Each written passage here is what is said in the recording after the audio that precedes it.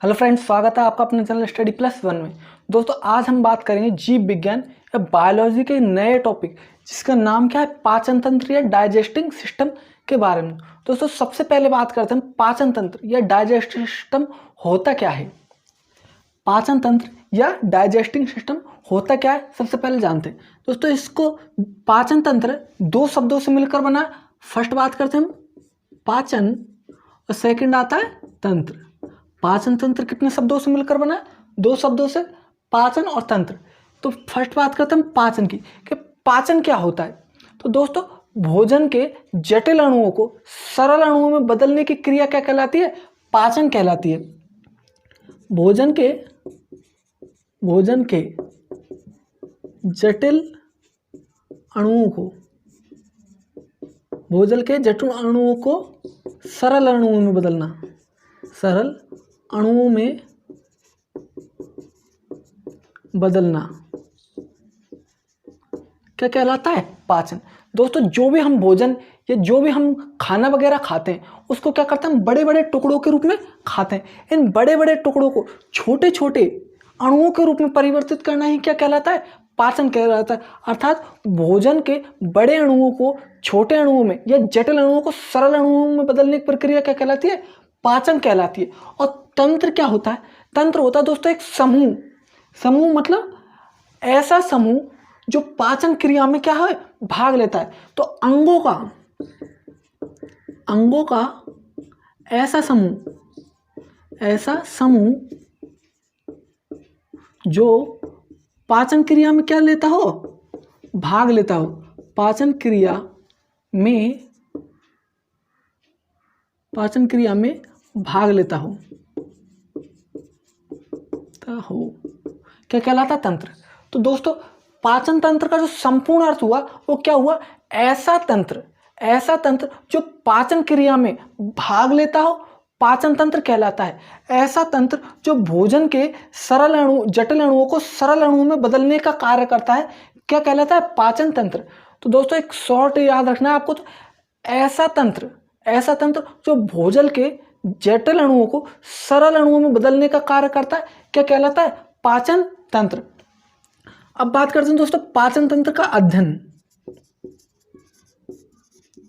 दोस्तों पाचन तंत्र का जो अध्ययन है वो किया जाता है गास्ट्रोलॉजी विज्ञान में।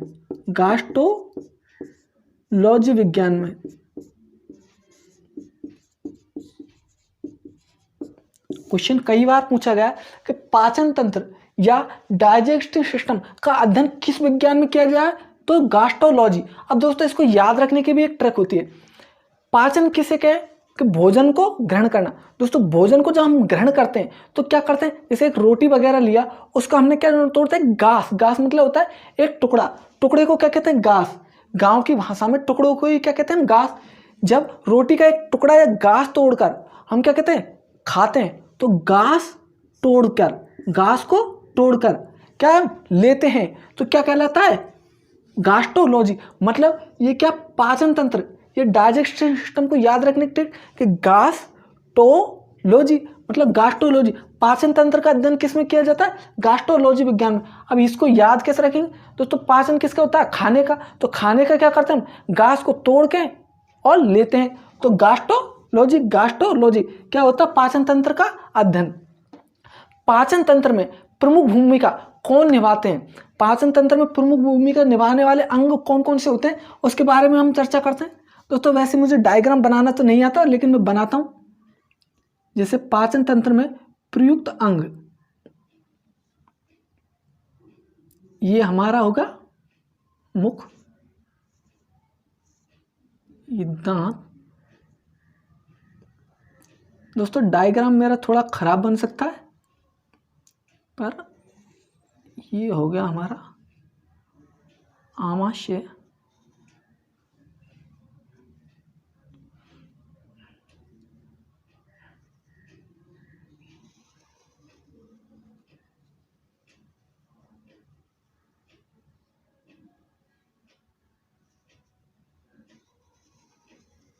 ये बन गया हमारा डायग्राम।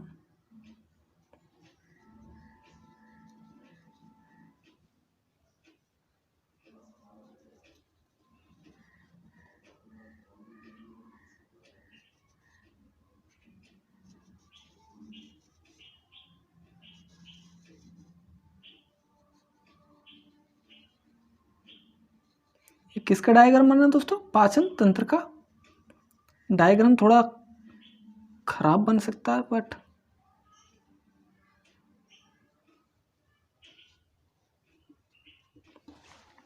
दोस्तों पाचन तंत्र में भाग लेने वाले अंग या तंत्र कौन कौन से होते हैं? तो पाचन की प्रक्रिया में कौन कौन से अंग हमारे शरीर के भाग लेते हैं? तो फर्स्ट बात करेंगे हम मुख गुहा की। मुख गुहा पाचन प्रक्रिया में कौन कौन से अंग भाग लेते हैं? तो फर्स्ट बात करेंगे हम मुख गुहा की, मतलब हमारे मुख की। सेकंड पे बात करेंगे हम ग्रासिका या ग्रास नली। ग्रास नली सेकंड बात करें हम ग्रास नली की। थर्ड पे जो आता है वो आता है हमारा आमाशय। आमाशय इसे क्या कहते हैं? शरीर का पेट भी कहते हैं। थर्ड पे किसका बात अध्ययन करेंगे हम? आमाशय या पेट का। फोर्थ पे बात करेंगे हम यहां से, ये क्या हो गई? छोटी आंत। छोटी आंत। फिफ्थ पे बात करेंगे हम छोटी आंत के बाद में बड़ी आंत। बड़ी आंत। और लास्ट बात करेंगे हम गुदा की। तो दोस्तों डायग्राम से आपको समझ में आ रहा होगा कि पाचन तंत्र में हमारे कौन कौन से अंग भाग लेते हैं। तो दोस्तों जब हम भोजन ग्रहण करते हैं तो कहाँ से ग्रहण करते हैं? मुख से। मुख में होकर भोजन कहाँ जाता है? ग्रास नली में। ग्रास नली से भोजन कहाँ जाता है? हमारे आमाशय या पेट में। और पेट से होकर भोजन कहाँ को आता है? हमारी छोटी आंत में। और छोटी आंत से भोजन कहाँ जाता है? बड़ी आंत में। और बड़ी आंत से भोजन कहाँ जाता है? हमारे गुदा में। और गुदा से भोजन क्या है? अपशिष्ट के रूप में या मल के रूप में हमारे शरीर से बाहर निकाल दिया जाता है। पाचन तंत्र में यहां से और यहां तक कि जो पाचन तंत्र में मुख गुहा से और गुदा तक का जो मार्ग होता है उसे क्या कहते हैं हम? आहार नाल। आहार नाल मतलब भोजन का पाचन कराने में जो जो अंग भाग लेते हैं उनकी जो श्रृंखला है वो क्या कहलाती है? हमारी आहार नाल। आहार नाल में कहां से कहां तक होता है आहार नाल? मुख गुहा से गुदा तक। तो आहार नाल का जो प्रारंभ है, आहार नाल का प्रारंभ कहां से होता है? मुख गुहा से। गुहा से। तथा अंत कहां होता है? अंत होता है गुदा में। क्वेश्चन आ जाए आहार नाल कहां से कहां तक पाया जाता है? तो आहार नाल पाया जाता है मुख गुहा से गुदा तक। नेक्स्ट बात करें आहार नाल की लंबाई। जो आहार नाल की लंबाई मानी जाती है वो मानी जाती है 28 से 32 फीट या 6 से 7 मीटर। क्वेश्चन आ जाए आहार नाल की लंबाई होती है, तो आहार नाल की जो लंबाई होती है वो होती है लगभग 30 से 32 मीटर। यहां मैंने 28 लिखा, हो सकता है 28 किसी की हो सके। तो 30 से 32 मीटर आहार नाल की क्या होती है? लंबाई। या बोले 6 से 7 मीटर या 30 से 32 फीट क्या होती है? आहार नाल की लंबाई होती है। मुख में जो सर्वप्रथम भोजन लिया जाता है वो किस रूप में लिया जाता है? स्टार्च के रूप में। मुख में भोजन प्रारंभ में किस रूप में होता है? स्टार्च के रूप में। स्टार्च के रूप में ग्रहण करते हैं। मुख में जो भोजन है, सर्वप्रथम जो हम भोजन ग्रहण करते हैं वो किसके रूप में ग्रहण करते हैं? स्टार्च के रूप में। दोस्तों एक बार यहां से यहां तक को दोबारा से समझ लेते हैं। सर्वप्रथम बात करते हैं हम डाइजेस्टिव सिस्टम या पाचन तंत्र की। तो पाचन क्या होता है? भोजन के जटिल अणुओं को सरल अणुओं में बदलने की क्रिया क्या कहलाती है? पाचन। और इसमें जो प्रमुख भूमिका निभाते हैं पाचन क्रिया में, जो अंग भूमिका निभाते हैं वो क्या कहलाते हैं? तंत्र। तो ऐसा तंत्र पाचन तंत्र किसे कहते हैं? ऐसा तंत्र जो भोजन के जटिल अणुओं को सरल अणुओं में बदलने का कार्य करता है क्या कहलाता है? पाचन तंत्र या डाइजेस्टिंग सिस्टम। दोस्तों पाचन तंत्र का जो अध्ययन है वो किस विज्ञान में किया जाता है? गास्ट्रोलॉजी विज्ञान में। गास्ट्रोलॉजी मतलब गास रोटी का एक घास तोड़ा, घास तोड़ा और लोजी, घास को तोड़कर लोजी मतलब गास्ट्रोलॉजी। पाचन तंत्र का अध्ययन किस विज्ञान में किया जाता है? गास्ट्रोलॉजी विज्ञान में। पाचन तंत्र में कौन कौन से अंग भाग लेते हैं? पाचन की प्रक्रिया में कौन कौन से अंगों की महत्वपूर्ण भूमिका होती है?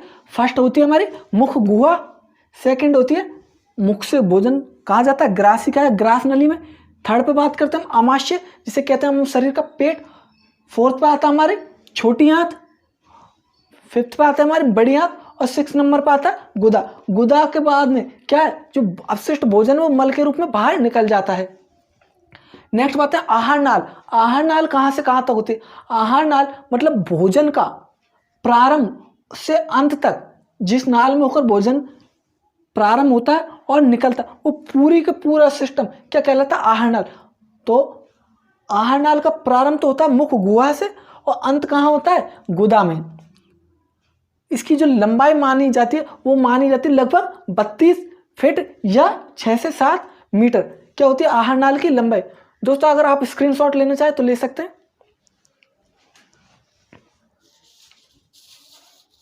दोस्तों अब हम बात करते हैं पाचन क्रिया में भाग लेने वाले प्रथम अंग क्या होता है? मुख गुहा की।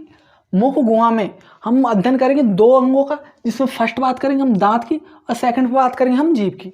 तो फर्स्ट बात करते हैं हम दांत या टीथ की।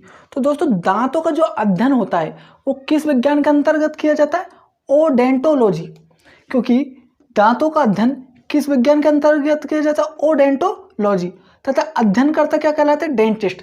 दोस्तों आपने देखा होगा जब दांत में किसी प्रकार की समस्या हो जाती है तो हम किसके पास जाते हैं? डेंटिस्ट के पास जाते हैं। तो जो डॉक्टर होते हैं दांतों के वो क्या होते हैं? डेंटिस्ट। और जो अध्ययन किस विज्ञान में किया जाता है? ओडेंटोलॉजी विज्ञान में। अब बात करें दांत किन किन से मिलकर बने होते हैं? तो दांत कैल्शियम तथा फास्फोरस से मिलकर बने होते हैं। दांत किन किन से मिलकर बने होते हैं? दांत कैल्शियम तथा फास्फोरस से मिलकर बने होते हैं। क्यों? क्योंकि दांत क्या एक हड्डियों का ही रूपांतरण है। तो हड्डियां कैल्शियम तथा फास्फोरस से मिलकर बनती है और जो दांत है वो किसका रूप है? हड्डियों का रूप है। तो दांत भी किस किस से मिलकर बनते हैं? कैल्शियम तथा फास्फोरस से। जिसमें बात करते हैं हम कैल्शियम की। कैल्शियम क्या करता है? दांतों के निर्माण में सहायक है। ये तो क्या करता है? कैल्शियम निर्माण करता है कि दांतों के निर्माण में सहायक क्या होता है? कैल्शियम। तथा मजबूती कौन प्रदान करता है दांतों को? मजबूती प्रदान करता है फास्फोरस। तो क्वेश्चन आ जाए दांत किन किन से मिलकर बने होते हैं? तो दांत कैल्शियम तथा फास्फोरस दांतों से मिलकर बने होते हैं। कैल्शियम का काम होता है दांतों का निर्माण करना तथा फास्फोरस दांतों को क्या करता है? मजबूती प्रदान करता है। अब बात करते हैं शरीर का सबसे मजबूत अंग। दोस्तों यह क्वेश्चन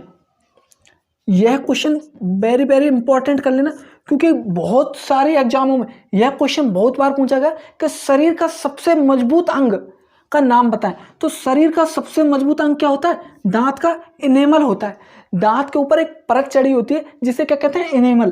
तो शरीर का अगर सबसे मजबूत अंग की पूछे तो क्या माना जाएगा? दांत का इनेमल। सर्वप्रथम उगने वाला दांत कौन सा होता है? कृंतक। और अंतिम उगने वाला दांत कौन सा होता है? अक्कलदाढ़ या जिसे कहते हैं चवर्णक। इनकी बात करेंगे हम जब दांतों के चारों प्रकार पढ़ेंगे तो आपको समझ में आ जाएगा अंतिम और प्रारंभ दांत। दांत के जो प्रकार बताए गए वो बताए गए 4 प्रकार के। फर्स्ट बात करेंगे हम कृंतक की जिसे कहते हैं इंसीजर, जिसकी संख्या कितनी होती है? 8। सेकंड पे बात करेंगे रदनक या केनाइन की जिनकी संख्या होती है 4। थर्ड पे बात करेंगे अग्रचर्वणक या प्रीमोलर की जिसकी संख्या कितनी होती है? 8। और फोर्थ पे बात करेंगे मोलर जिसकी संख्या होती है 12। तो दोस्तों पहले आप यहाँ से यहाँ तक क्या कर लो? स्क्रीनशॉट ले लो। फिर हम दांतों के चारों प्रकार के बारे में क्या करेंगे? डिटेल से चर्चा करेंगे। आप पहले स्क्रीनशॉट ले सकते हैं।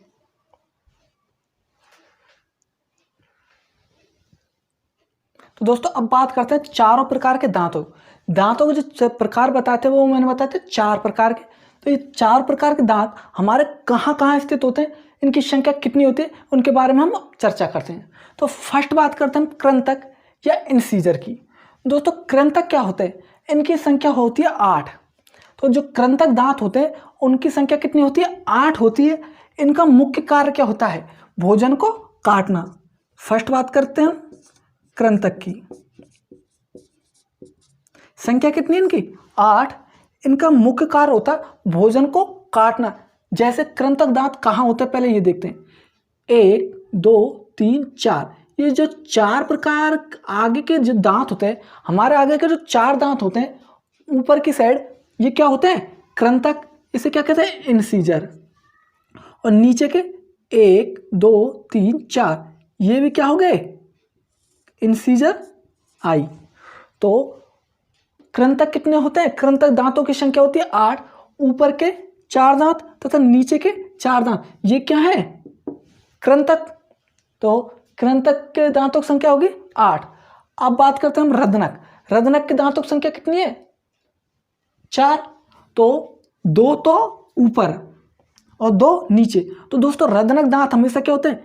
फर्स्ट ये रहा और सेकंड ये रहा। तो रदनक दांत जिसे क्या कहते हैं हम? केनाइन। केनाइन कितने हैं?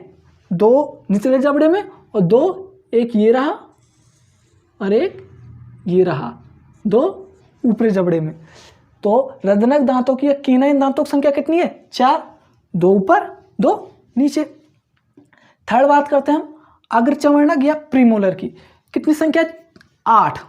तो दोस्तों यहां से 2 और यहां से 2, यहां से 2, ये क्या होगा? प्रीमोलर। प्रीमोलर या अग्रचवर्णक। यहां से 2 ले लेते हैं हम और यहां से 2, 4 हो गए टोटल। तो ये क्या होगा? प्रीमोलर। प्रीमोलर या अग्रचवर्णक दांतों की संख्या कितनी होती है? 8। 4 ऊपर और 4 नीचे। अब बात करते हैं चवर्णक या मोलर दांतों की संख्या। तो ये कितनी मानी गई? 6। 6 ऊपर और 6 नीचे। तो 1 2 3, 3 इधर, 1 2 3, 3 इधर। तो जो लास्ट में जो दांत बचे हैं ये कितने हैं? मोलर। लास्ट में जो 3 दांत इधर, 3 दांत इधर, ये कौन से हो गए? मोलर दांत। और 3 यहां और 3 यहां, क्या होगा? मोलर। तो दोस्तों चवर्ण, दोस्तों आपको इस डायग्राम से सारे के सारे दांत हमारे समझ में आ गए। एक बार मैं दोबारा से बता देता हूं कि मनुष्य के दांतों की संख्या कितनी मानी गई है? 4 प्रकार के दांत माने गए और टोटल संख्या मानी जाए तो 8 4 12, 12 और 8 20 और 12 32। तो वयस्क के जो दांत हैं उनकी संख्या मानी गई है 32। वयस्क के दांत,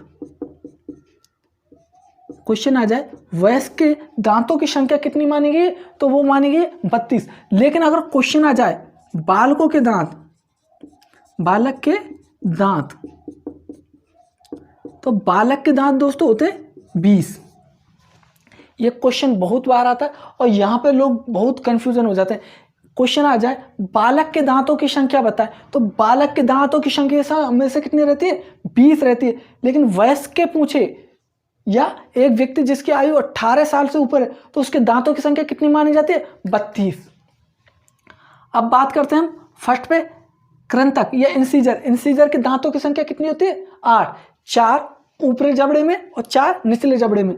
सेकंड बात करते हैं हम रदनक या केनाइन की, जिसमें कितने दांत होते हैं? 4 दांत, 2 ऊपर जबड़े में, फर्स्ट और सेकंड ये रहे रदनक,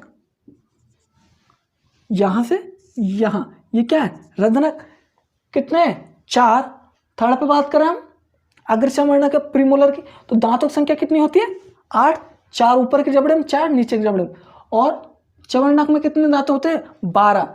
6 ऊपर 6 नीचे। अब बात करें दोस्तों बालक में दांतों की संख्या 20 क्यों होती है, तो पहले आप इसका स्क्रीनशॉट ले लें, फिर मैं आपको बताता हूं, बाद में हम डिस्कस करेंगे कि बालक के 20 दांत कैसे होते हैं।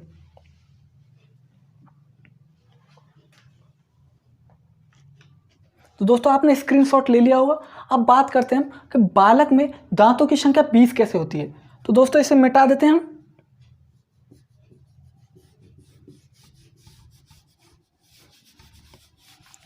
तो दोस्तों सबसे पहले बात करें बालक में दांतों की संख्या 20 कैसे होती है। तो दोस्तों बालकों में चवर्णक दांत नहीं पाए जाते, बालकों में मोलर दांत नहीं पाए जाते। इंपॉर्टेंट क्वेश्चन है, इंपॉर्टेंट, कि बालकों में कौन से दांत नहीं पाए जाते। तो बालकों में बालकों में मोलर या चवर्णक दांत नहीं पाए जाते, दांत नहीं पाए जाते, नहीं पाए जाते। बालकों में चवर्णक दांत या मोलर दांत नहीं पाए जाते, मतलब 32 में से 12 दांत नहीं पाए जाते, तो बालकों में दांतों की संख्या कितनी हो गई? 20 हो गई। इसको हम मिटा देते हैं। जो बालक हैं उसमें दांतों की संख्या कितनी होती है? 20। इसमें जो ये दांत होते हैं 6 दांत, 3 इधर और 3 इधर, ये दांत बालकों में नहीं पाए जाते। बालकों में चवर्णक दांत नहीं पाए जाते, जिसके कारण बालकों में दांतों की संख्या कितनी होती है? 20 होती है। अब बात करें हम, क्वेश्चन आ जाए कि द्विबारदंती दांतों की संख्या, द्विबारदंती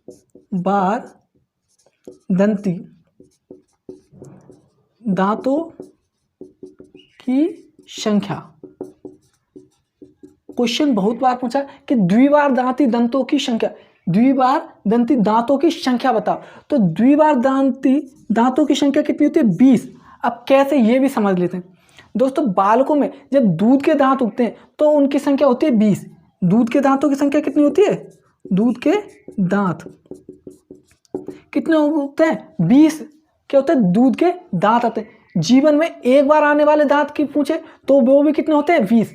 अगर यूं आ जाए, जीवन में एक बार, जीवन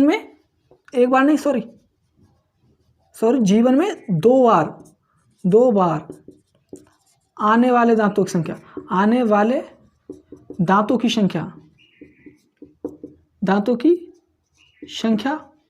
तो वो भी कितनी होगी? 20। कैसे इसे समझते हैं? दोस्तों जब बालक होता है तो उसके जो दूध के दांत होते हैं उनकी संख्या मानी जाती है 20। दूध के दांतों की संख्या होती है 20।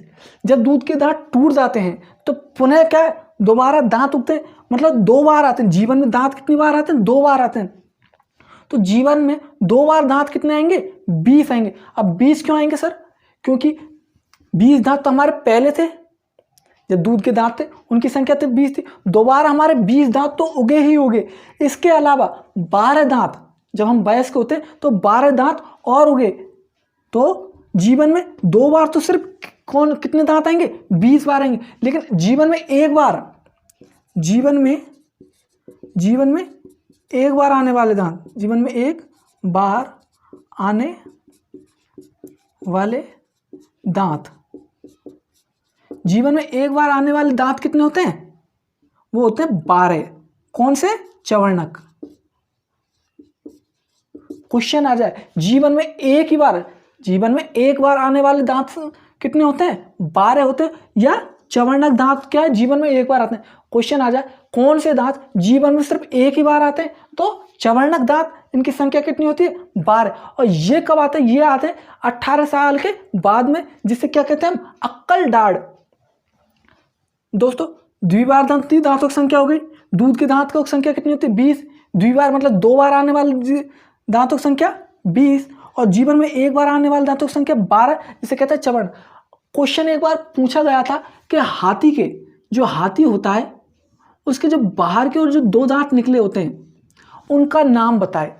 एक बार क्वेश्चन आया था एग्जाम में कि हाथी के बाहर की ओर निकलने वाले दांतों को क्या कहते हैं? तो हाथी के बाहरी दांतों को क्या कहते हैं? बाहरी दांत। हाथी के बाहरी दांत क्या होते हैं? ऊपरी कृंतक माने जाते हैं। ऊपरी कृंतक। क्वेश्चन आया था एक बार एग्जाम में कि हाथी के बाहर की ओर निकलने वाले दांतों को क्या कहते हैं? ऊपरी कृंतक। क्योंकि दोस्तों कृंतक क्या होते हैं? सामने। हमारे कृंतक होते हैं वो क्या होते हैं? सामने। इनका कार्य क्या होता है? भोजन को काटना। जैसे हम किसी चीज को खाते हैं तो कहां से खाते हैं? यहां से किसी चीज को काटते हैं। अगर बात करें चीरने फाड़ने का काम कौन करता है?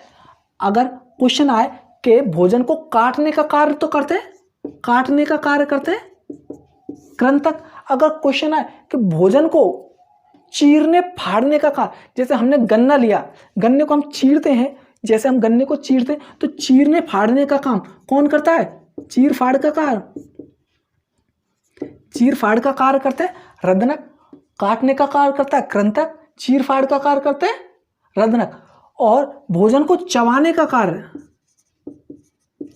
कार्य कौन करते हैं? अग्रचवर्णक और चवर्णक। भोजन को जो चबाने का कार्य करते हैं वो करते हैं बाल्यावस्था में तो करते हैं अग्रचवर्णक प्रीमोलर, और वयस्क अवस्था में कौन करते हैं? चवर्णक, दोनों ही।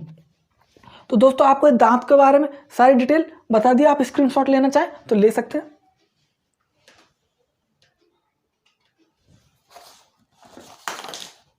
अब बात करेंगे हम मुख गुहा के सेकंड भाग, जीभ की। जीभ के दोस्तों क्या दो प्रकार के कार्य माने गए हैं। फर्स्ट कार्य होता है उच्चारण करना, किसी भी शब्द को बोलने के लिए किसका प्रयोग करते हैं हम? जीभ का। और दूसरा कार्य होता है स्वाद का ज्ञान कराना, खाने में खाना तीखा है, मीठा है या नमकीन है, इसका ज्ञान कौन कराती है हमें? जीभ। जीभ पर क्या होती है? स्वाद कलिकाएं पाई जाती हैं जो भोजन का स्वाद का अनुभव कराती हैं। जीभ पर स्वाद कलिकाएं उपस्थित होती हैं, स्वाद कलिकाएं पाई जाती हैं जो क्या करती हैं? जो स्वाद का ज्ञान कराती हैं। दोस्तों जीभ पर जो छोटी छोटी से बिंदु से दिखते हैं, जो छोटे छोटे से दाने होते हैं, वो क्या होते हैं? जीभ की स्वाद कलिकाएं। ये स्वाद कलिकाएं हमें क्या भोजन के स्वाद का अनुभव कराती है कि भोजन किस प्रकार का होता है। जीभ क्या होती है? एक मांसल संरचना होती है। मांसल का मतलब समझे दोस्तों, यह मांसल क्या होता है?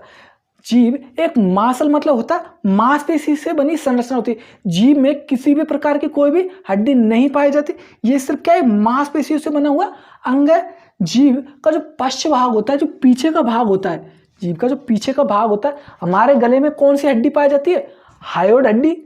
जीभ में का जो पीछे का भाग होता है, हमारे गले में एक अस्थि पाई जाती है जिसे कहते हैं हायोइड अस्थि या हायोइड हड्डी। जो जीभ का पश्च भाग है वो किससे जुड़ा होता है? हायोइड अस्थि से। जीभ को दोस्तों हम चार भागों में बांटते हैं।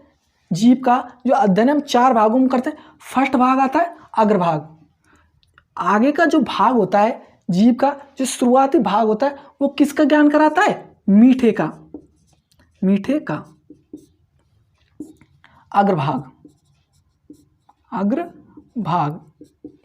क्वेश्चन आ जाए, जीभ का अग्रभाग कौन से स्वाद का ज्ञान कराता है? तो मीठे का। या आ जाए मीठी वस्तुओं का ज्ञान जीभ का कौन सा भाग कराता है? तो अग्रभाग। सेकंड बात करते हैं हम पश्च भाग की। पश्च भाग किसका ज्ञान कराता है? कड़वे का।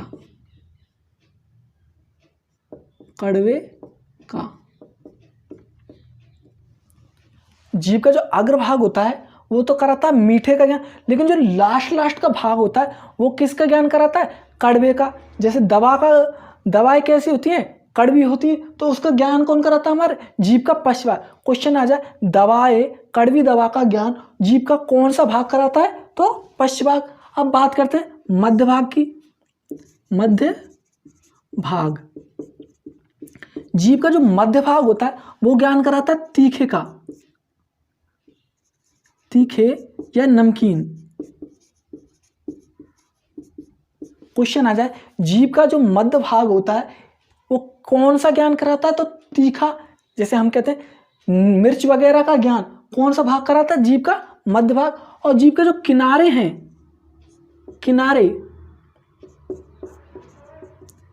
जीभ के जो किनारे हैं वो किसका ज्ञान कराते हैं? खट्टे का। खट्टी चीजों का ज्ञान कौन कराता है? जीभ का किनारे जो भाग स्थित होता है वो कौन सा ज्ञान कराते हैं? खट्टे भाग का। दोस्तों ये तो हो गए जीभ के चारों भाग। दोबारा से समझते हैं, जीभ का जो आगे का भाग है, अग्रभाग होता है, वो करता है मीठे का ज्ञान कराता है। जैसे मिठाई वगैरह का ज्ञान कौन कराता है? अग्रभाग। बात करें कड़वी चीजों का ज्ञान तो जीभ का पश्च भाग। अगर बात करें खट्टी चीज जैसे नींबू संतरा वगैरह, इनका ज्ञान कौन कराता है? जीभ के किनारे। और बात है तीखी चीज जैसे मिर्च वगैरह, इनका ज्ञान कौन कराता है? जीभ का मध्य भाग, नमकीन तथा तीखे का। के भोजन को नासा मार्ग में जाने से रोकने का कार्य कौन करता है? क्वेश्चन आया था भोजन को नासा मार्ग नासा मार्ग में जाने से रोकने का कार्य एपियोग्लासोटिस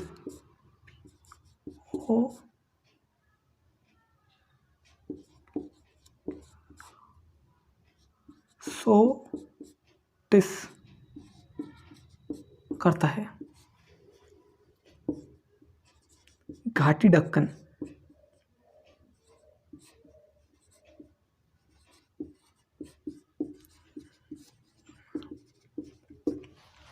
दोस्तों नोट डाल लेना।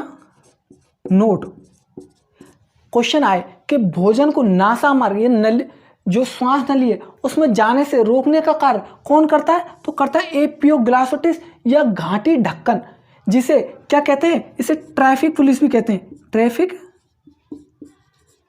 ट्रैफिक पुलिस, गले का ट्रैफिक पुलिस, गले का ट्रैफिक पुलिस। दोबारा समझे दोस्तों, बहुत इंपॉर्टेंट क्वेश्चन है कि भोजन को नासा मार्ग में जाने से रोकने का कार्य कौन करता है? तो एपियोग्लासोटिस या इसे क्या कहते हैं हिंदी में? घाटी ढक्कन। इसे गले का ट्रैफिक पुलिस भी कहते हैं क्योंकि यह भोजन को श्वास नली में जाने से रोकने का कार्य करता है। दोस्तों आज की क्लास में बस इतना ही। नेक्स्ट बात करेंगे हम नेक्स्ट क्लास में। अगर आपको क्लास पसंद आए तो इसे लाइक करें, अधिक से अधिक शेयर करें तथा कमेंट करें, तथा जिसने अभी तक हमारा चैनल सब्सक्राइब नहीं किया वो लाल बटन को दबाकर सब्सक्राइब कर ले तथा बेल आइकन पर प्रेस कर ले, ताकि जब भी मैं नया वीडियो डालूं तो आपको नोटिफिकेशन सीधा पहुंच जाए।